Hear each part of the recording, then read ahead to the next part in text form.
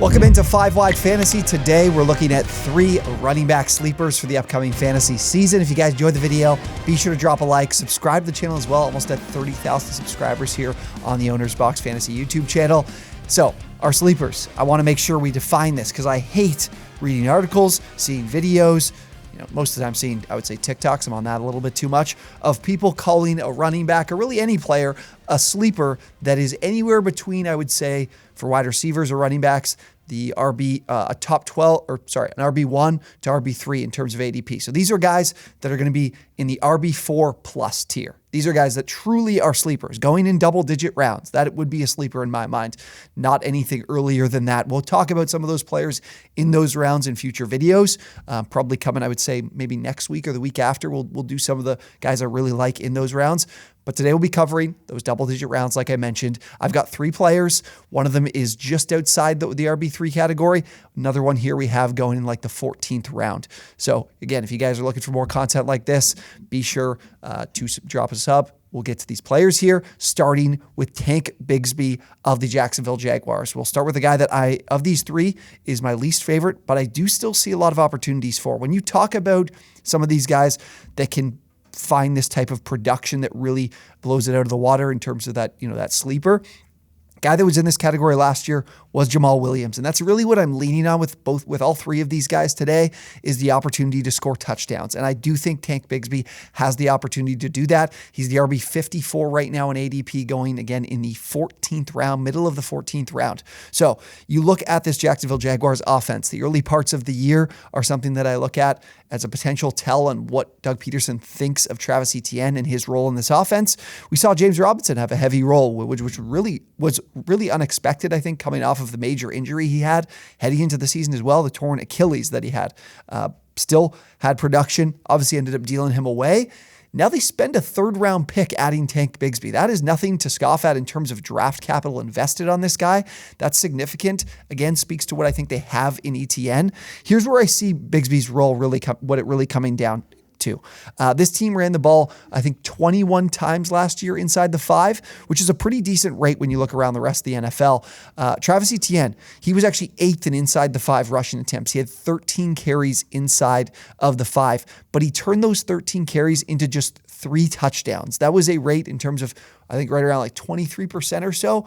That is not good. Like amongst players that had 10 or more inside the 5 carries, there was roughly around 22 guys, I believe, he was like 3rd worst in terms of touchdown rate. The only guys worse, Ramondre Stevenson, who gives me way less concern because I know Ramondre Stevenson is in a role where there's really not a lot of competition for those opportunities with Damien Harris gone.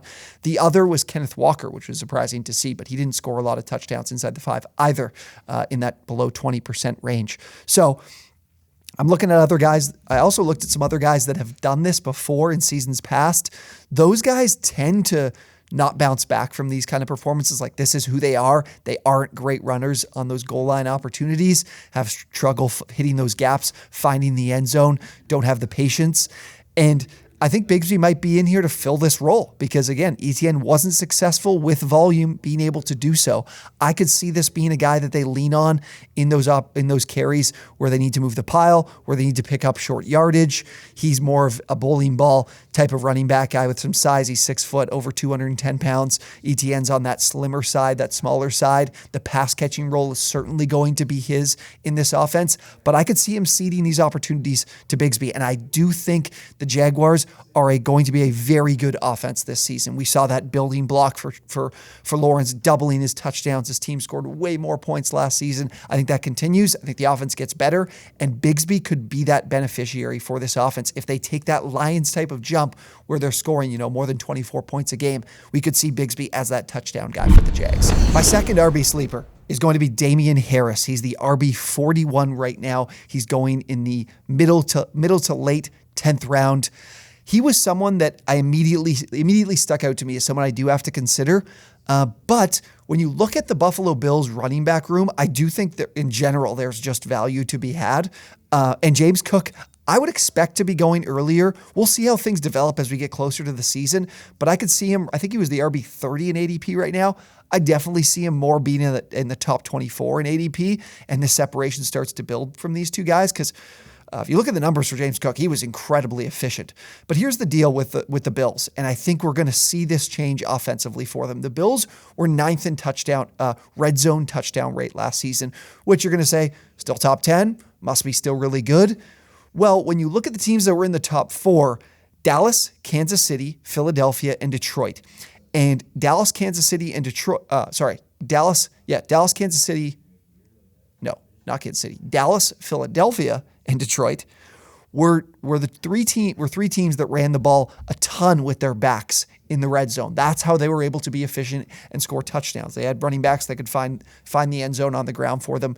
And that is going to be much, much better and much more efficient offensively in scoring points because, well, Josh Allen led the league in red zone turnovers. He had 5 end zone interceptions. He also had another pair of fumbles inside the 20. He did not do a good enough job taking care of the ball for this team. And I think bringing in a guy like Damien Harris screams, hey, we want to run the ball more inside the 20, inside the 10, inside the 5.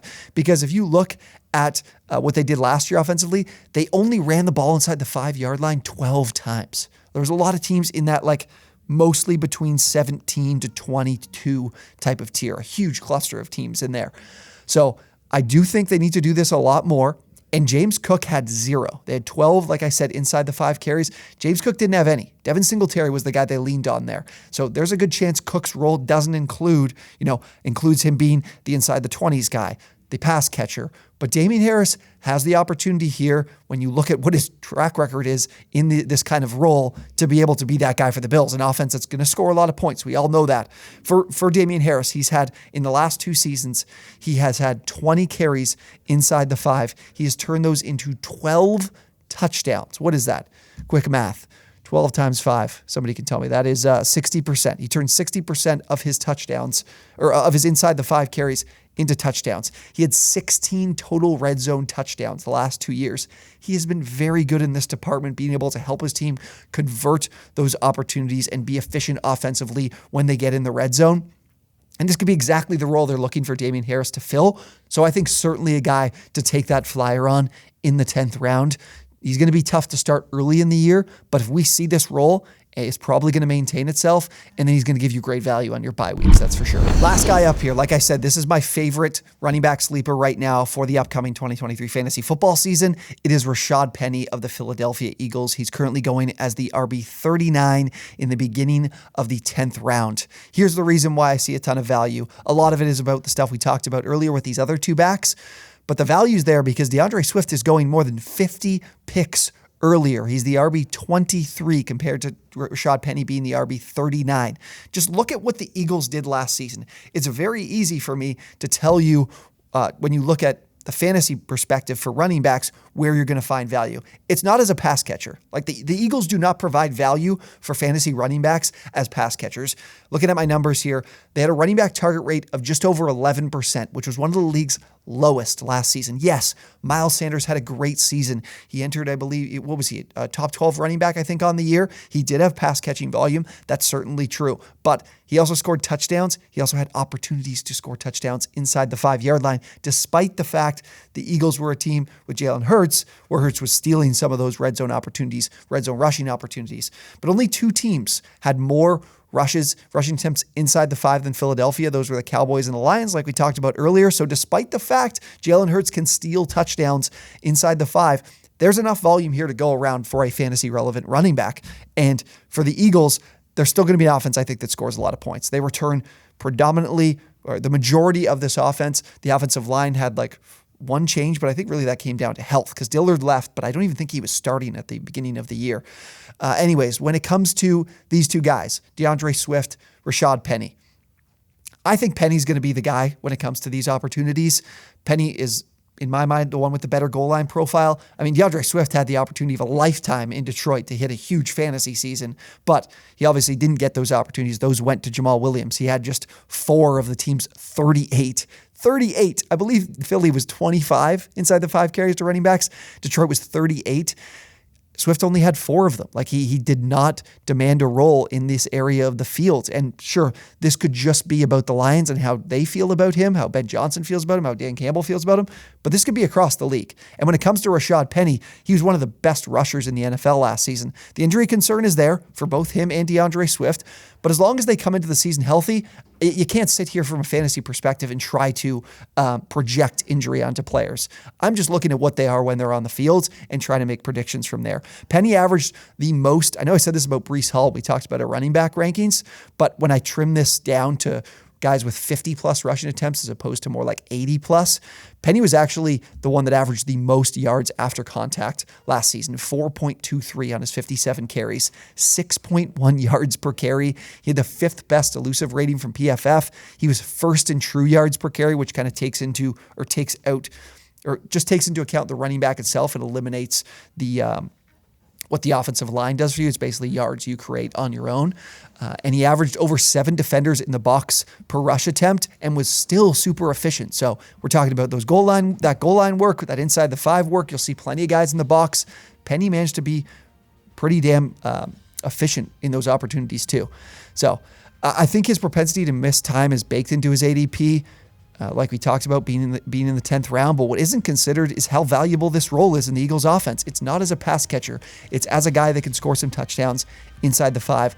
I think Penny has the best chance to do that, and someone I'd much rather take than DeAndre Swift. I just think that DeAndre Swift's role isn't one that's as valuable when you don't have the certainty of the red zone. This could go to Swift. Like, maybe I'm completely off on this. I think Penny has the better profile, and we're making that prediction here in in July, I guess, right now. This is how I think things are going to go. So love Penny at his current ADP. All right, those are my 3 running back sleepers heading into the 2023 fantasy season. If you guys, again, if you liked the video, would really appreciate if you dropped a like. Drop your comments down below with any sleepers you might like heading into this season, or what you think of these guys we talked about.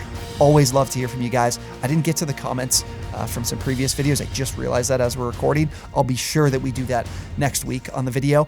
But thank you guys so much for watching, and we will see you on the next one.